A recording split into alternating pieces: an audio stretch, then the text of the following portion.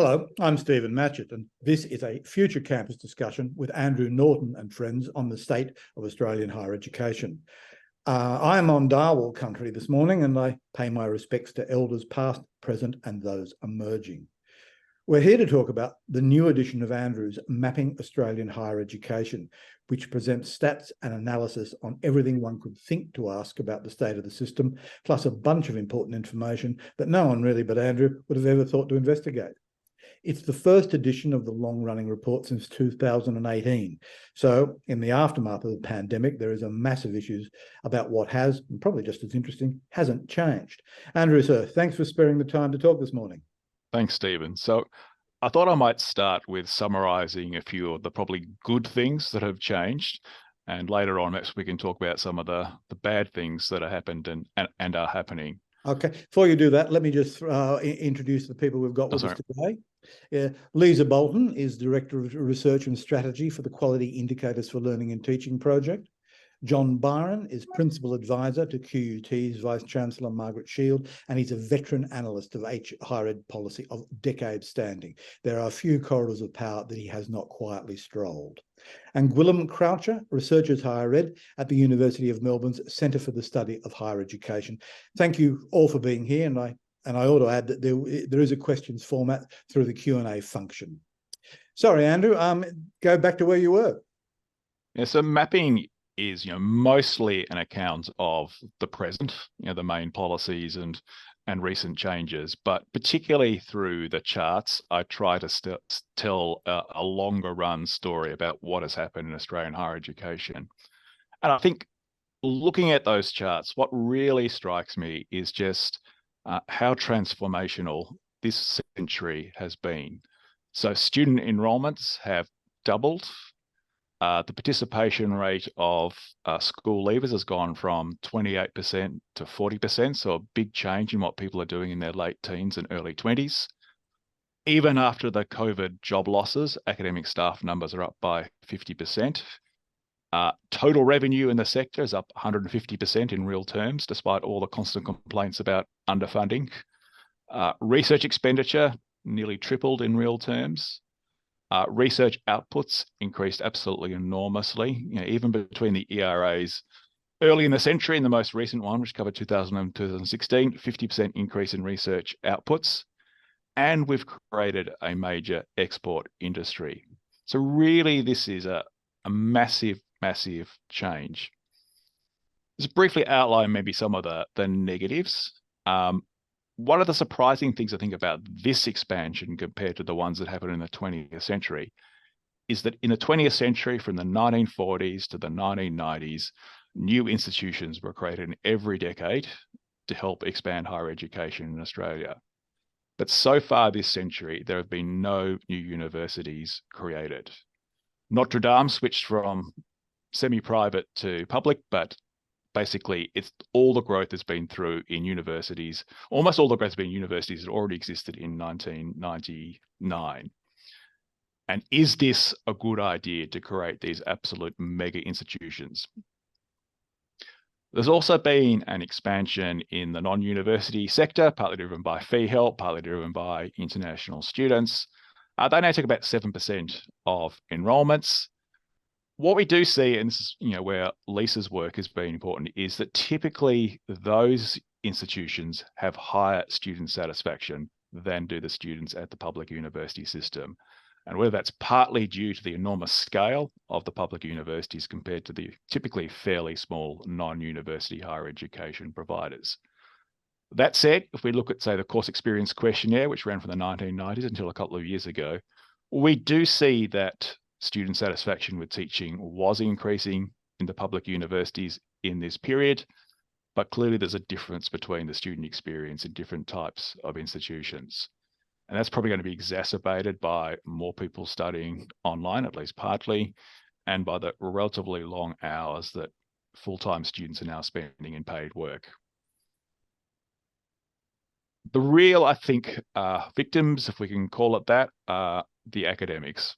So if we take us back to the late 1980s, academia was probably one of the cushiest jobs you could get.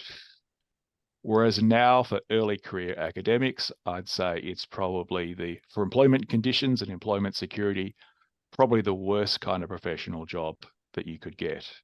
And really, is that a viable way of running the system? These expansions, led to a big increase in numbers of graduates. In the 2010s, particularly, graduate outcomes were pretty bad. The Graduate Outcomes Survey, which Lisa's also responsible for, tracked this. And lots of other data sources, the census, the ATO, all showed that in the 2010s, employment got worse and income went down. The other big issue for students is the level of student debt. So compared to the start of the century, the total debt is more than $70 billion, 10 times more than it was at the start of the century. And about 3 million Australians have a help debt. And so this has really turned into a big issue for both public and private finance. I've been talking about this for a number of years, Will has also, but I don't think the government has really got its head around what help means for a whole range of life stage events. The other big change, and this is actually probably broader than higher education, which is that the increase in international students has been the largest single contributor to what we would call the permanently temporary problem.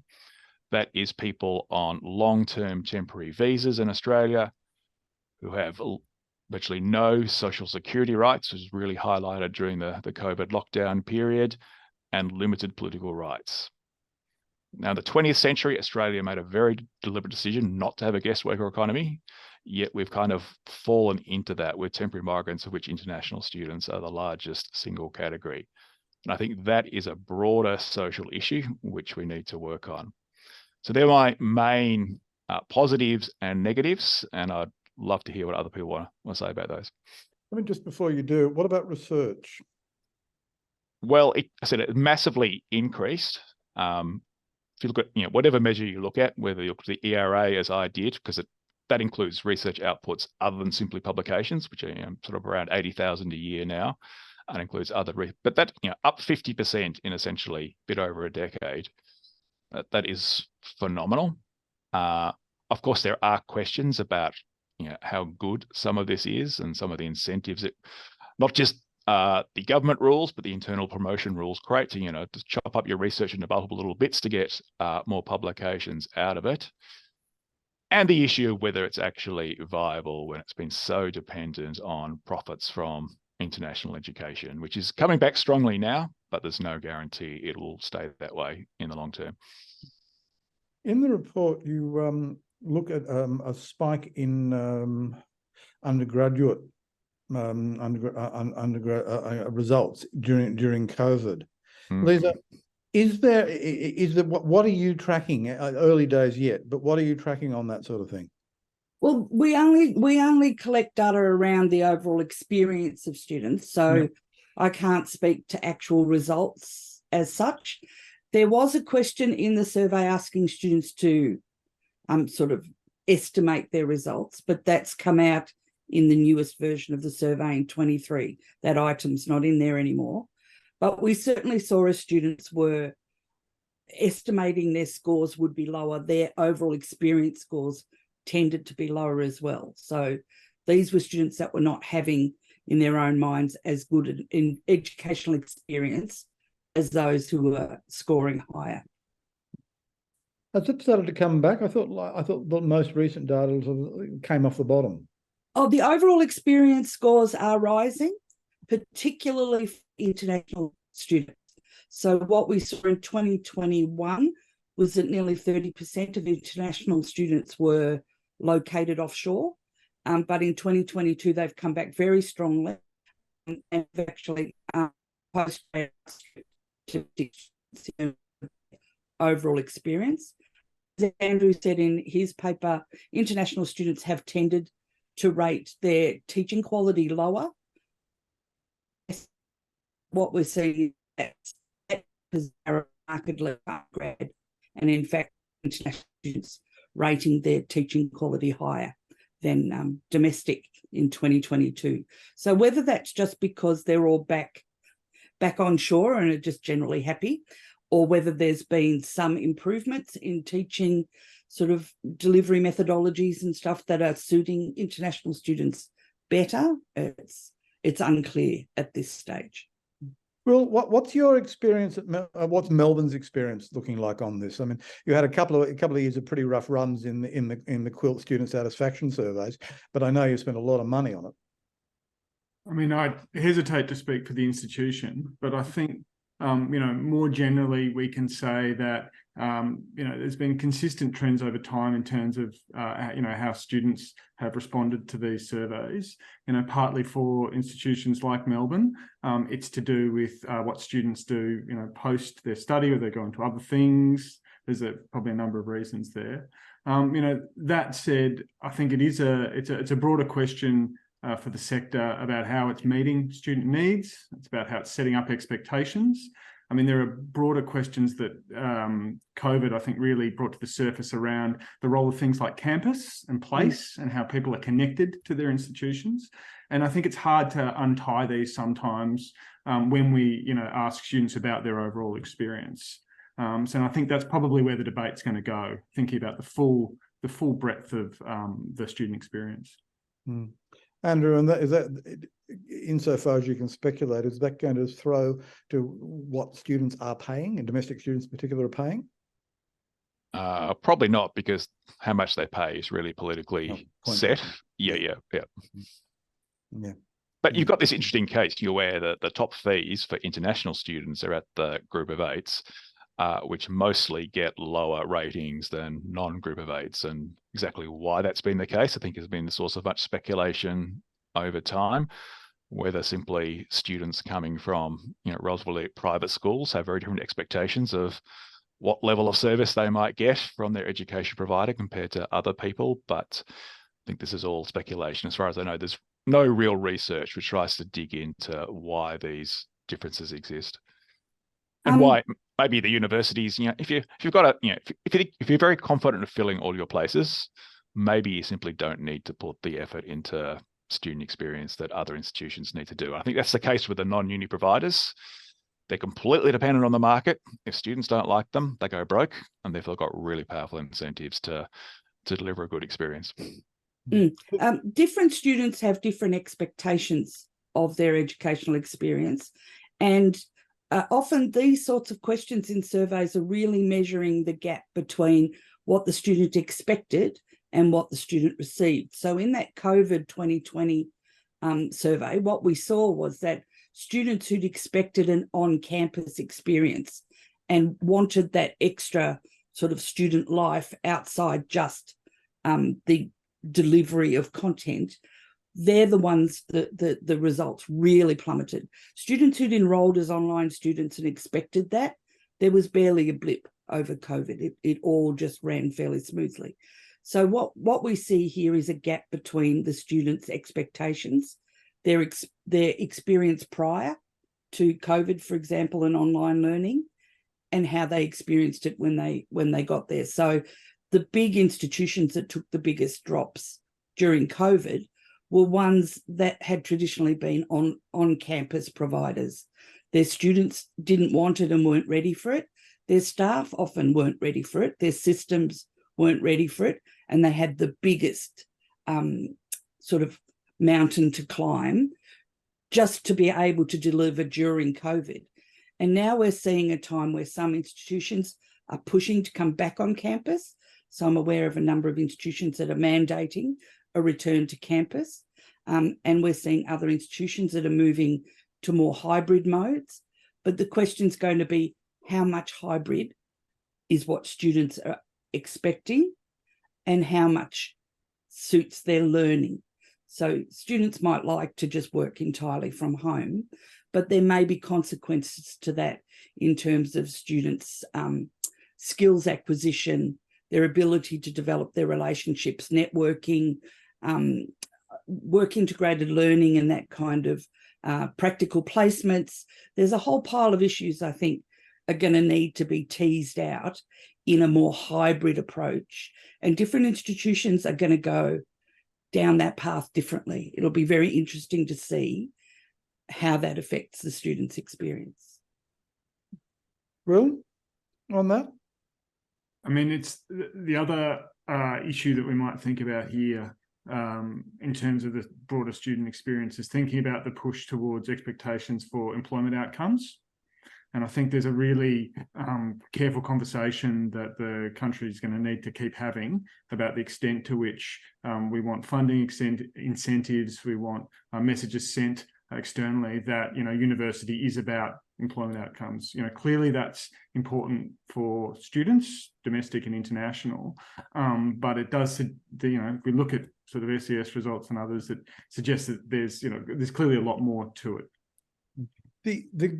The Minister Clare, is interventionist to an extent that I cannot remember in terms of student support. There is now legislation. I don't know if it's had royal assent yet, but legislation that the universities are obliged to meet a number of criteria on student support for students at disadvantaged. And he makes it quite plain that I think it's fair to say that students are a focus for institutions. Is that something we haven't seen before to the extent we are? Yes, I think generally the government has, and this is also in the Accord interim report, which is mostly not policy yet, but a highly interventionist agenda. So I'm calling it a low trust, high regulation approach. So, the student support policies, including potential fines of more than $18,000 for every student who fails because you haven't supported them. The way they've been allocating new places with far more conditions than previously existed, all point to a highly bureaucratic approach to the sector.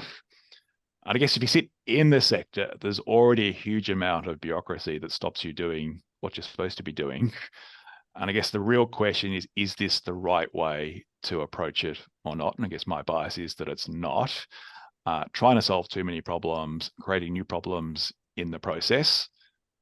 But really, we're kind of stuck with this because the coalition takes a similar approach, slightly different set of top priority issues, but the same overall low trust, high regulation approach. Was it inevitable? It's taken a long time to get here, but was it inevitable once students started to see themselves or be seen at least as consumers?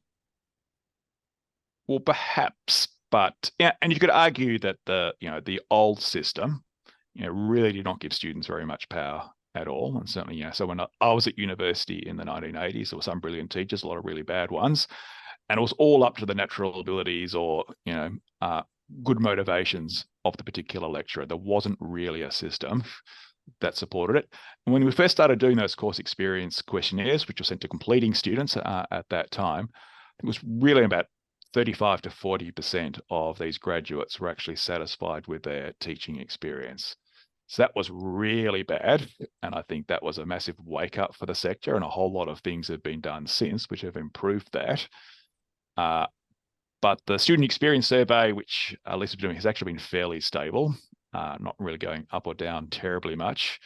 And therefore, maybe they've taken a view that we've gone as far as we can in terms of voluntary changes, and now we're going to try and force the issue. John, what's the perspective from QUT, not speaking for QUT, but from where you're sitting? What's changing or not? Yeah, well, again, like Will, I probably won't speak on behalf of the institution so much, other than to notice that there are some jurisdictional differences in the whole return to campus experience as well. In Queensland, in Brisbane at least, we've found that students are pretty keen to come back, but the imposition of lockdowns didn't as radically affect people's daily lives there as they did in Victoria. So you can sort of understand why there are differences, sort of cultural or below the radar differences there. But just generally on the student support piece, it's funny in terms of student self-reporting of their satisfaction. I was on a panel in 2001 with Mary O'Kane, who's now chairing the Accord review, and the late Stuart McIntyre, and this question arose, and Mike Gallagher was in the audience just before he went to work for the Group of 8. I think he was the head of the higher ed division in the department at the time, and he asked a question about why is the Group of 8's performance in student satisfaction notably lower than the sector average. And Mary, who was the Vice Chancellor of the University of Adelaide at the time, perhaps a little cheekily said, well, it's because we teach our students to be more discerning and sceptical. And we would, in some respects, regard that as a success. Now, okay, it's a little tongue-in-cheek, and it was meant that way, and it got the laugh around the room. But there's a little bit of truth in that in self-reporting survey results. You can't necessarily disaggregate as readily as people want to from the homogenous answer those underlying influences, some of which may be concerns. Now, this carries over to the legislation that you were talking about, which, yes, passed the House, passed the Parliament on the 19th of October. It hasn't yet received assent. Presumably, the Federal Executive Council hasn't met yet. But, people dropping out is regarded, rightly as problematic above a certain proportion. But it's a little bit like full employment. There is a certain amount of students trying something and then deciding early that it's not for them that actually represents a success. For them to doggedly keep going and graduate in something that they don't want to work in, and only to switch streams later, is actually more problematic for us socially and for them individually than to make those decisions early. So I think we've got to be a little careful about saying all attrition is bad, all skepticism about student experience is bad. There's a lot more going on under the hood than collective one single number kind of outputs tell us. So, and obviously, Lisa and Andrew and Gwilym, in fact, all three of them are always very careful about data and its homogenizing kind of implications, and not to go too far with those inferences. So it's a little bit more nuanced than some of the discussion, especially in op-eds of 750 words, can possibly contain. I think the introduction of the legislation, I suspect, has jarred in some ways because, certainly in recent years, the federal government has, successive governments have sought to sort of steer the system really through financial incentive. And this was a return to an older mode where there was some more direct intervention. And I think that really does, raise the question that we've talked about a little bit about trust between, governments and institutions in terms of, who's best placed to decide. So it will be interesting to see, how we can start to resolve this with this particular, legislation as institutions work through it. But, maybe this is just the start of a different relationship. We'll see with the Accord. What's going to, well, we can't ask that really. John, you talk about the difference between Mary O'Kane in 2001 and Mary O'Kane now. It's as Andrew said before, it's just transformative. Is the system now so different that we really can't look back with any hope of working out what's going to happen? I don't know. I do agree with Andrew that this the portion of the century we've had so far, which is around about the same. If you talk about the turn of the century, the period between the Dawkins reforms and the end of the 20th century and the period between the end of the 20th century now are roughly the same amount of time. And those are both pretty significant reform periods in quite different directions. And I do agree with Andrew that an awful lot has changed structurally and also culturally and socially. The idea that we've got the demand-driven system had an ambition of having 40% of working age people with a university degree, an undergraduate degree. And that's a really enormously significant difference to what it was even pre-Dawkins. I finished school in 1985 and did the New South Wales HSC in 1985. And even then, there was a much lower proportion of people who would see themselves as undergraduates and then as graduates of universities moving into the workforce compared to now. And so now it's been normalised. The idea that it's a normal aspiration for people is much more widespread in our culture. And so in a sense, it means there's increased pressure for us to get this stuff right at the same time as the degree of difficulty is a lot higher because of the sheer scale of the enterprise. And it's harder for governments as well as it is for universities who've got a much larger student body than they used to have and how all of that is managed becomes a lot more tricky, and there's a lot more at stake.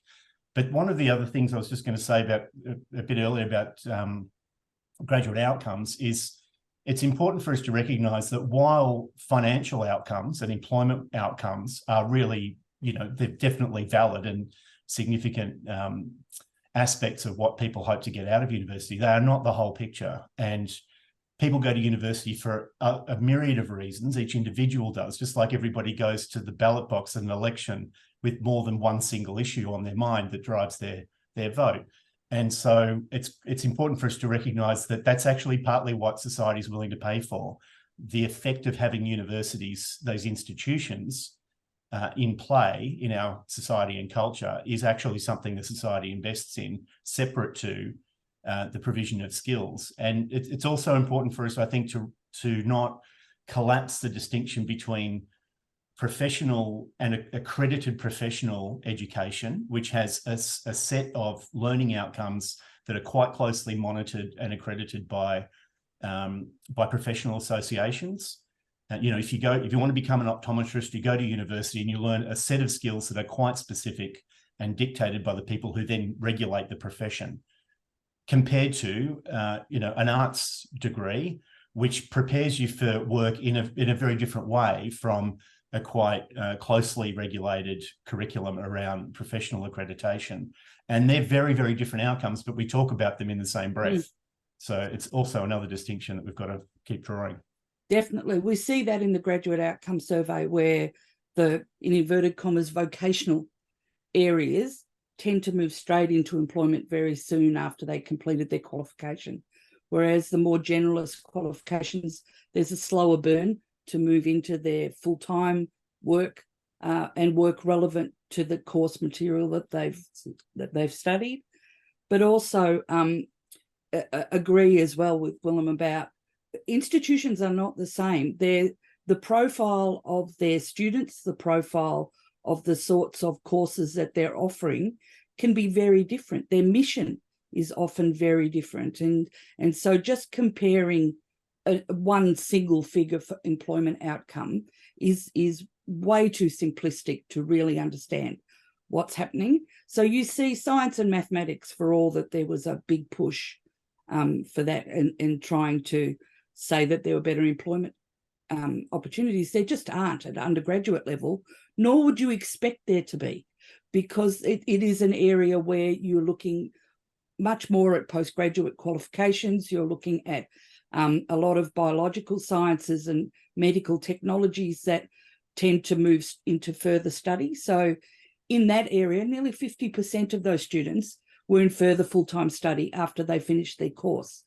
So looking at those things, you need that nuance of being able to dig in and compare like with like.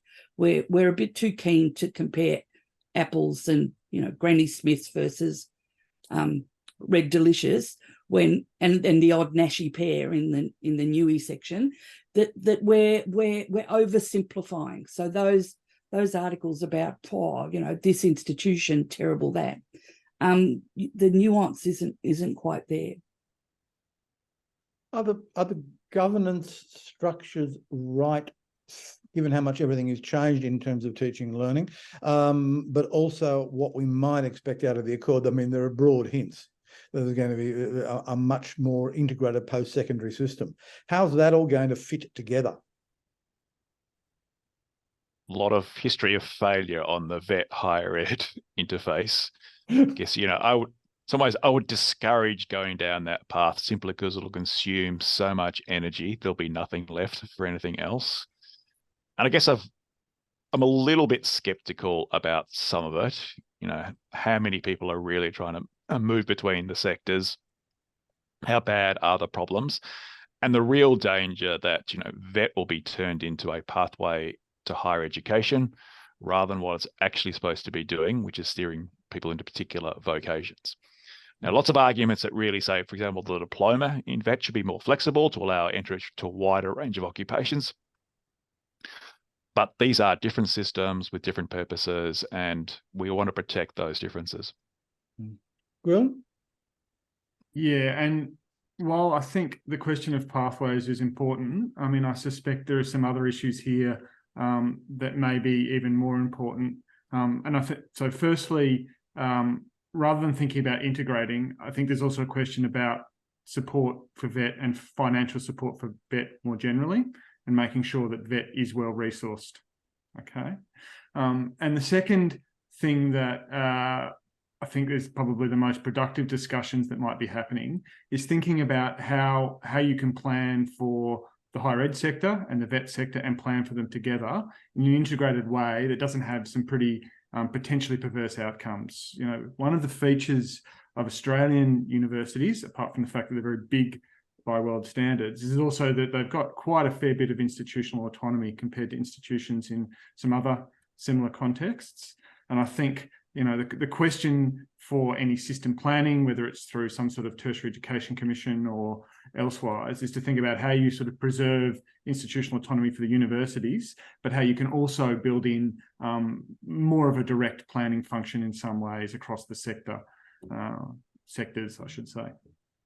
John Byron, that's an area that would have a role for you, I'm sure.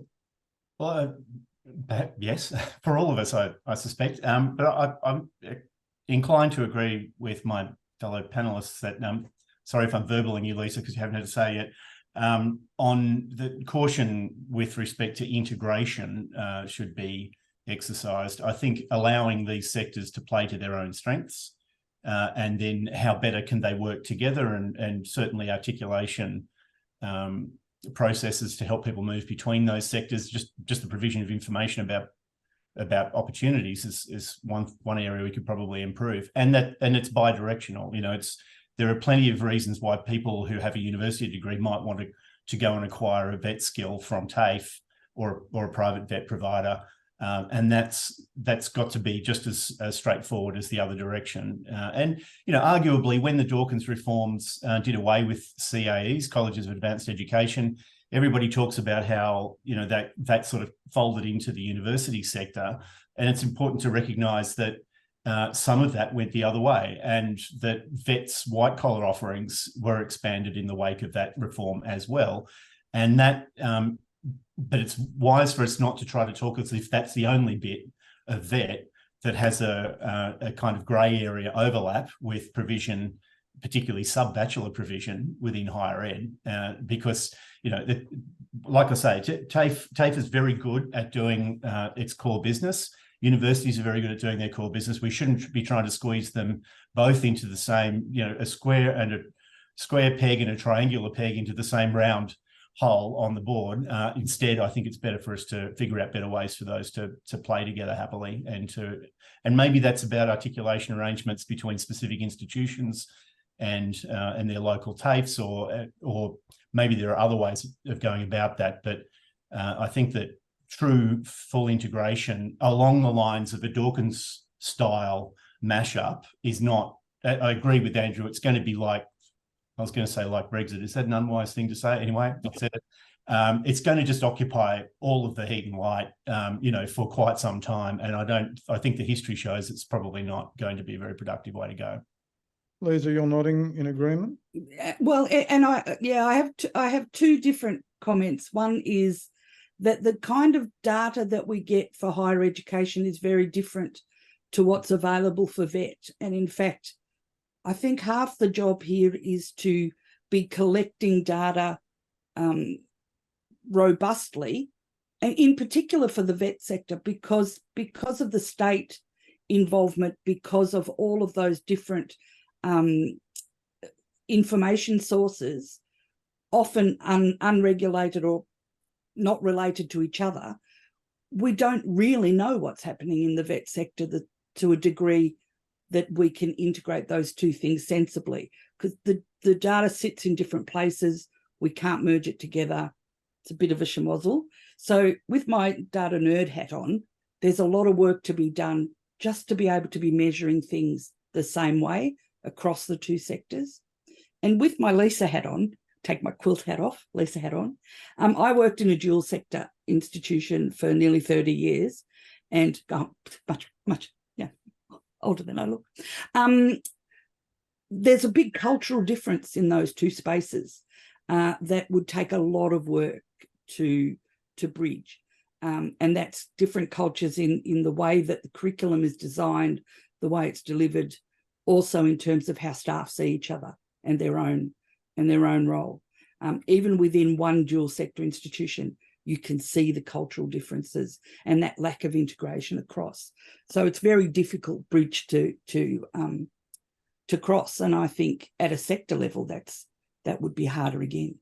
But what about if the game changes? What about if private providers, large corporates, the Amazons, the Ciscos, etc., all providing entirely new, different forms of training at both TAFE and higher ed levels? If they keep growing and changing, I mean, is there a risk that the whole system is going to have to adjust piecemeal to deal with new providers? Well, we've been talking about the arrival of these kinds of organisations for more than a decade. I would say their impact on the undergraduate market is close to nil, because I think they're actually offering different experiences. And this is why the student experience is important for the universities. At the postgrad kind of career education, possibly some impact. Like, we have seen some pretty odd trends, like postgrad, it's recovered more recently, but it was in a big slump, even though the eligible pool of postgrads, i.e. people who already had a bachelor degree, was going up. The number of people doing postgraduate coursework was going down. And numerous other forms of structured training were going down during the 2010s. And I think part of this is because it's become much easier just to acquire a few skills online or from your colleagues than it was previously. And while I think there'll always be a market for postgrad career development, career change, for shorter term skills acquisitions, I don't think they're the right means. And this is partly why we've got into this micro-credentials issue in higher ed, that there's actually nothing remotely new about, short courses, but the higher ed sector is trying to get into this space, which is already mature and competitive, but they feel like they're missing out. I think it's also important for us to remember that, demand for education, can be cyclical and tied to the labour market, and in particular for, some postgraduate coursework training.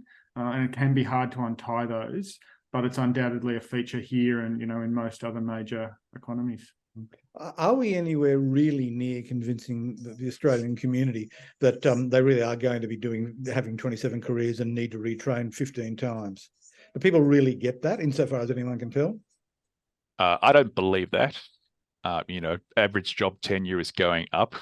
And maybe this is because, it is actually easier to train within your job than it was in the past. I guess the other hand is the Australian labour market has always been a relatively high turnover labour market. Like, we can see this going back, a century, where, the early electoral commissions used to complain that it was so hard to keep up the roll because everyone was always moving and all these other kinds of things. So I think it will always be high turnover, but I don't think there's no evidence it's actually increasing. And therefore, I kind of think this is a bad thing to be telling people that it's going to get worse, even though they obviously do need to adapt. And like, one of the benefits of higher education is supposed to be it's not closely linked to a single job in most cases. You're learning a set of skills that will enable you to adapt in your profession as the requirements change over the 40 years of your working life. And if that's successful, we shouldn't necessarily expect people to be doing constant new degrees. What about employers, Lisa, and the data you've got? Well, we have a subset of employers with the employer satisfaction survey, but on the whole, unfortunately, it's the students who feel most comfortable in the jobs that they've got that tend to give us their employer data. So it's a bit of a biased sample from the get-go, but then once we get the name of an employer, we get at least half of them. We stalk the poor people, but they're quite satisfied with the quality of the graduate skills. So there's a lot of skills questions in there, probably too many, but certainly the employers rate the students' skills at least as highly, and usually more highly than the students do themselves. So with the data we have, there's not a disconnect there, but certainly We see students in managerial and professional occupations talking about how well their course has prepared them for their current job. I think that's a really important thing to be looking at, particularly for people who are working in areas at least associated in some way with the level of the qualification they've completed, because we have a lot of students working full-time to support further study, and we have a lot of students working full-time in jobs that they've chosen to do, like that may not be commensurate with their degree. So there's a lot of nuance in there, but certainly I'm not seeing from the employer survey some danger that employers are not satisfied with the students they get. Is there a crisis? Oh, not crisis. Is there a failure of trust? But universities have had a terrible couple of years, certainly in the media, in terms of all sorts of issues. And the government, I think, it's fair to say, has really addressed them quite strongly, holding universities to account rightly or wrongly. Is this going to make it hard for universities, whatever they're trying to offer, to present themselves individually and avoid being tarred with the same brush? I mean, Tim Winkler's just fired in a question: have the nuances between institutions how are the nuances between institutions going to be measured when trust is in decline, assuming it is? And is that a failure for the sector? Is it something new we haven't seen before? I think we've seen a decline in trust of a lot of social institutions across the board. Yeah. And I think universities are prominent and very traditional social institutions, so it's not surprising that they're in the front rank of that. And, you know, the media have had a similar kind of decline.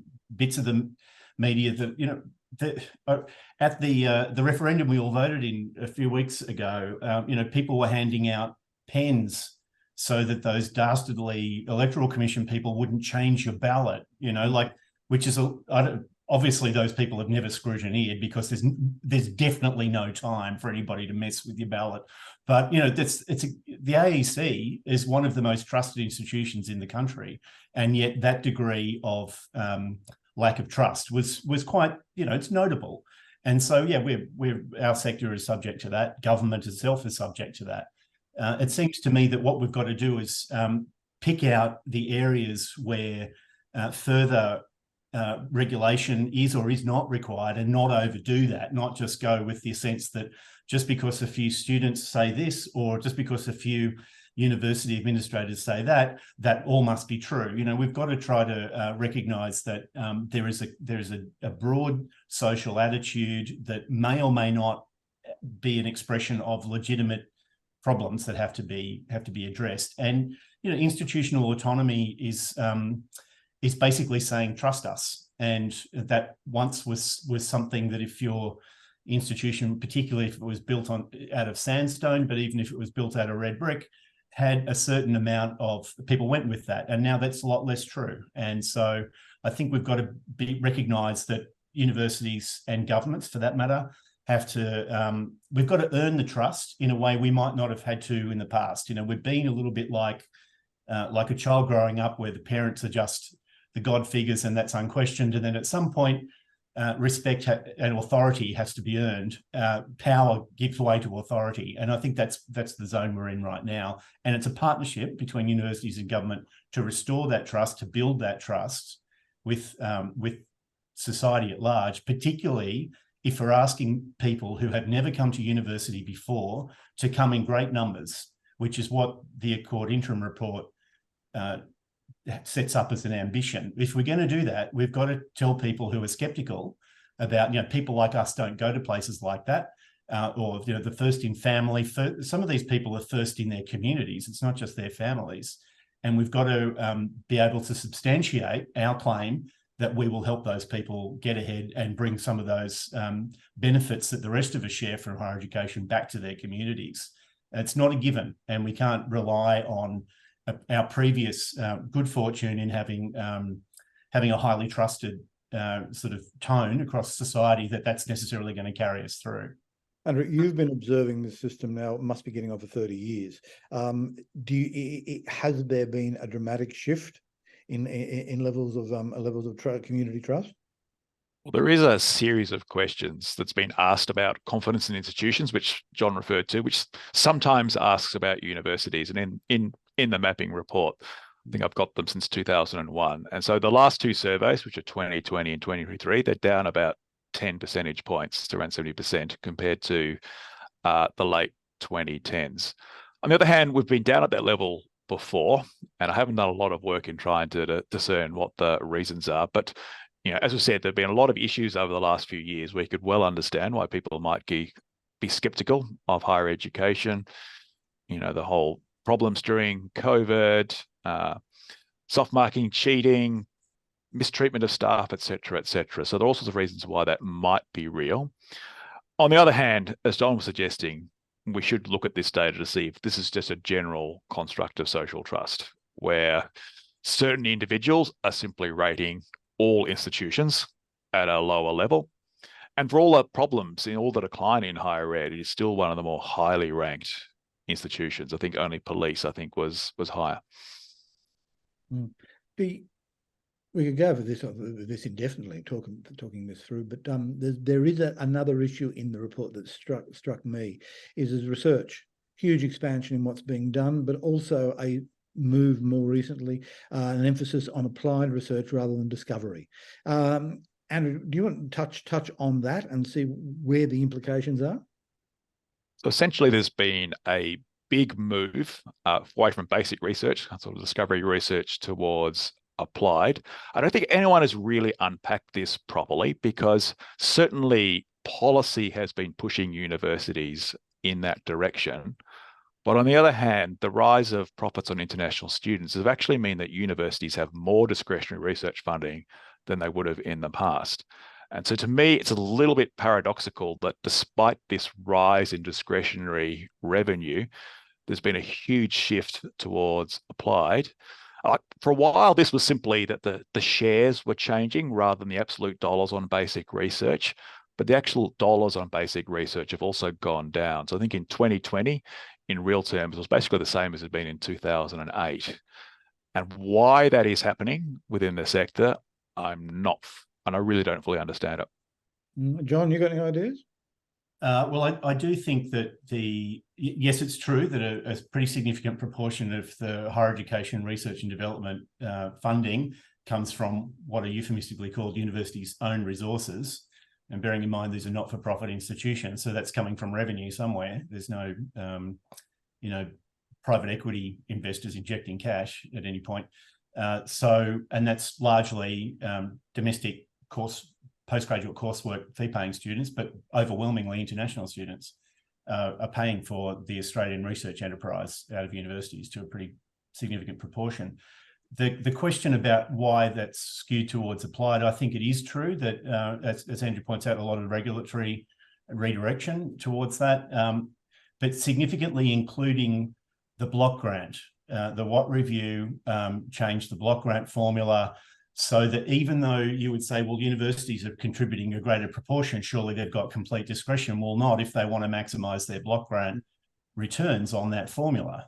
And there's also a proliferation of other funding incentives and programs, grant programs and so on, that are pushing everybody into that direction. The concern I've got about when you fall below a certain proportion of fundamental research is twofold.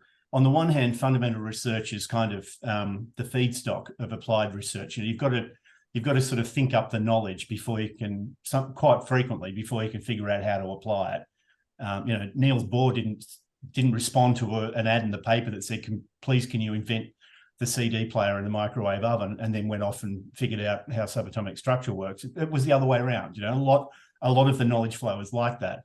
But the other thing that I think is a greater concern, a more immediate concern, is that the existence of a healthy fundamental basic research enterprise within universities or not is what enables a standing capability in a workforce, and also what enables an investment in the infrastructure required to do all research. So, a company comes along, has this great new idea. Quantum's a good example. Michelle Simmons has just been given the Prime Minister's Science Prize, much deserved. That's an area of physics that's just on, they're doing the work that's going to lead to a commercial outcome, probably a pretty significant commercial outcome at some point in the coming years. Now, say that happened quite quickly, we in Australia are well set up to do the applied research because we made investments 20 years ago in quantum physics, in workforce capability, and in infrastructure. But we are still going to find it hard to deliver on those things with a boom and to take advantage of a booming manufacturing opportunity so it doesn't all go back offshore again. And so a certain standing capability in fundamental research is absolutely critical, ironically, if you want to do your applied research properly. That's not a message that either party seem to have embraced, certainly in their research emphasis on applied. Well, perhaps not yet, but we'll see what comes of the accord. I mean, it was the interim report kind of made a placeholder for the research piece effectively for come back and see us at the end kind of thing. So hopefully some of this thinking is going on inside. Well, it would be going on inside that very capable panel. They all know this stuff. And so hopefully that's where it will lead. How that translates into government programs and specific recommendations is a whole other matter, of course.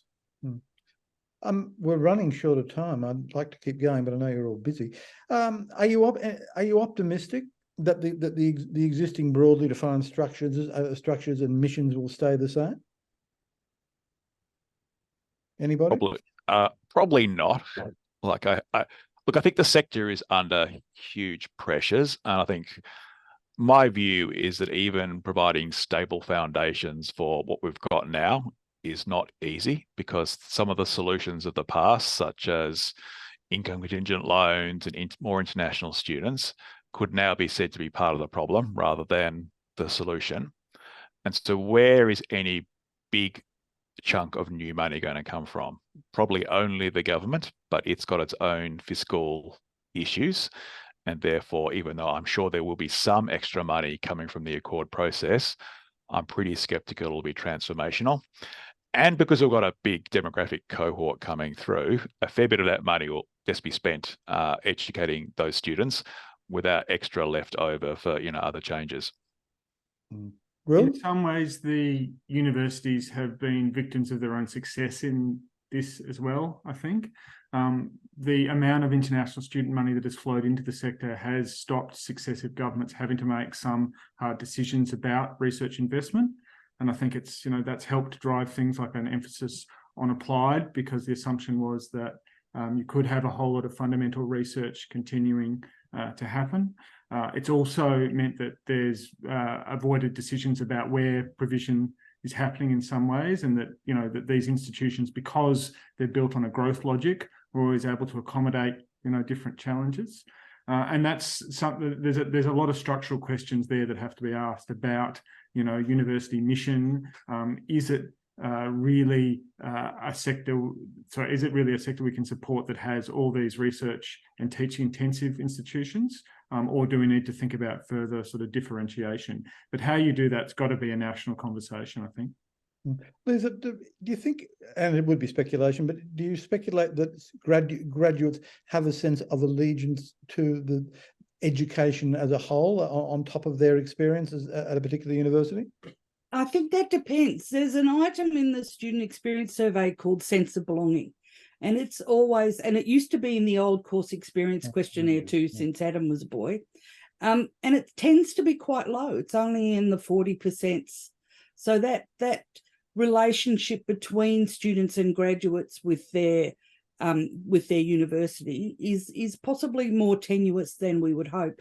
And I think maybe more tenuous than some other countries. And so for alumni purposes and networking and maintaining relationships with employers in order to place students out there from higher research degrees to do research, those kinds of relationships maybe aren't as strong as we would necessarily like. John, what's to be done? What's to be done? What about all of it? The whole thing? Well, I've got one suggestion. You've got 5 minutes, quick. I've got one suggestion, which would be there's an enormous amount of regulation has accreted over the years, and You know, it's like an old clunker car. There's no more original Duco left. It's all patched, it's bogged, it's got house paint, it's held together with baling wire and sticky tape. And I think it's be good for I'm sure that the Accord are trying to figure out how to pull out of that. What's the underlying structure? How's the chassis, you know, and the engine? Because that's the fundamentals. And a lot of what we've done over the years is try to get a little bit too clever by half with regulatory impositions. And so an example is, you know, during the Howard years, the one size fits all HEX student contribution, which was a dollar figure, everybody paid the same dollar figure, was changed to 3 bands. And within that, there was some assumptions about what kind of people are these students going to become, what kind of workers are they going to become. So the best example is law, which is pretty cheap to teach. You know, the cost of provision is quite low, and that is actually what HEX is for. It's about co-funding the cost of provision. That is its fundamental purpose. And instead, those people were charged the highest band of HEX on the assumption that they're all got destinations for the tall buildings in every Australian CBD, and they're going to be partners one day and have squillions of dollars. And that doesn't account for the people who want to go and work at an Aboriginal Land Corporation or the Tenants Union or the Fitzroy Legal Centre. They have the high debt as well, even though they didn't cost a lot to teach. And there's a fundamental injustice in that. Now, the Job Ready Graduates package, which is, I would call it a dog of a package, except that's very tough on the Footscray Football Club. You know, it took that bad idea and ran with it and made it so much worse. And if this were a portion of the free market where you've got a monopolistic power that is price gouging, openly, nakedly price gouging, it would not be allowed. You know, there would be outrage, and ASIC would be involved, and all sorts of, you know, ACCC, all sorts of other regulatory bodies would be saying, this is not on, you can't behave like this. And so, you know, I think we've got to unpick these attempts at trying to either socially engineer or price signal, or in these often quite self-contradictory ways, and just say, what is the co-contribution for? It's about covering the cost of provision. Now, okay, we don't know the cost of provision very closely. We can make broad estimates, but that's a much better thing to do than try to meddle with this social engineering stuff, which it's bad enough when it doesn't work because it's just blatantly unfair. And it would be even worse if it did. The last thing you want to do is try to get a school leaver, for instance, or someone returning to the workforce after having kids to go into a particular course for narrow financial reasons, you know, an output 5 years down the track. That's a really bad idea. What you want is to encourage people to pursue their interests and their aptitudes, and then hope that the skills we need in a workforce settle out, because it's been proven for a long time, Canberra is not a very good predictor of future workforce needs. Allowing, you know, people to work that out themselves is actually our best bet. Andrew, to close, in your next report or the one after, do you think the Moscow and the Molonglo will have gone away and the classic model will continue, or do you see profound change? I think Moscow and the Molonglo was a phrase of the late Max Corden describing the system 15 years ago. I think Max had no idea what was coming. So this is going to be Moscow ramped up several times, I think, if the government's current path and the Accord comes to reality. And then inevitably in 10 years, there'll be huge backlash and we'll have deregulation. So there are cycles in these things. Well, look, it'll keep you busy. Indeed. Reports into the 30s and 40s and beyond. Thank you, everybody, so much for doing this. I know you're all busy, and it was very generous of your time. Andrew Norton, whose new study on the whole system is out. I will put a link in. I think everybody must know it by now. John Byron from QUT, Lisa Bolton from the organisation Fondly Creates Quilt, and Gwilym Croucher from the University of Melbourne. Thanks, everybody, and thanks everybody in the audience. I wish we had more time, but we are now out. Goodbye.